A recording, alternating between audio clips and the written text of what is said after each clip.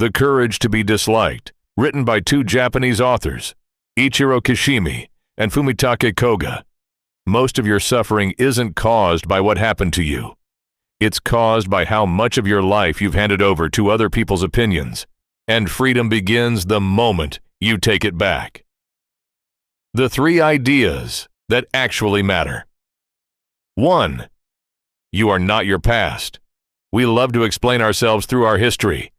I'm anxious because of X. I can't trust people because of Y. Adler flips this. We don't act because of the past. We act for the sake of a present goal, and we use the past to justify it. A person who avoids social situations isn't trapped by trauma. Some part of them has decided avoidance serves a purpose right now, and the old wound becomes the alibi. This isn't about blame. It's about leverage. If the past caused you, you're stuck. If you're choosing right now for reasons that made sense at some point, you can choose differently, starting today. That's the whole point of the theory. It hands you back your own authorship. 2. Not everything that hurts you is your problem to fix. Adler's most useful tool. Ask, who actually bears the consequences of this? Whoever that is, it's their task. Whether someone approves of you, likes you, or agrees with your choices, that's their task, not yours. Your only job is to act with integrity. What people do with that is not yours to carry. This sounds simple and isn't.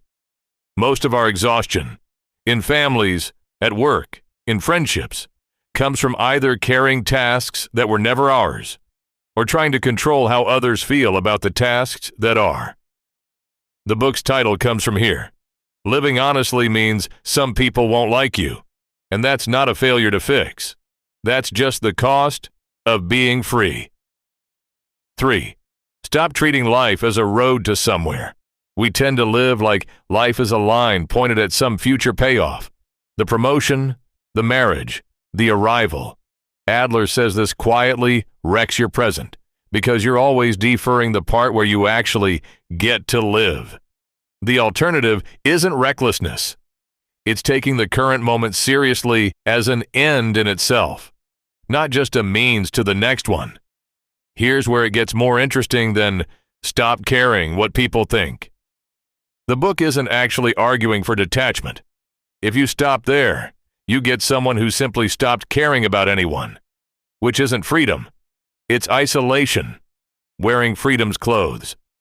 Adler's real endpoint is something he calls community feeling, the sense that you belong somewhere and have something to contribute. The whole point of releasing your grip on other people's approval isn't to stop engaging with people. It's to make room for engaging with them for real reasons, not out of fear or the need to be liked. So the actual arc of the book is stop needing approval, so you can act with integrity, so you can genuinely contribute, so you actually belong. If you skip the first step and jump straight to, I don't care what anyone thinks, and you've missed the point entirely. Where I'd push back, this isn't a perfect philosophy, and I don't think it should be sold as one. It undersells how hard this actually is. Knowing intellectually that her disapproval is her task, not mine, doesn't make it stop hurting when it's someone you love.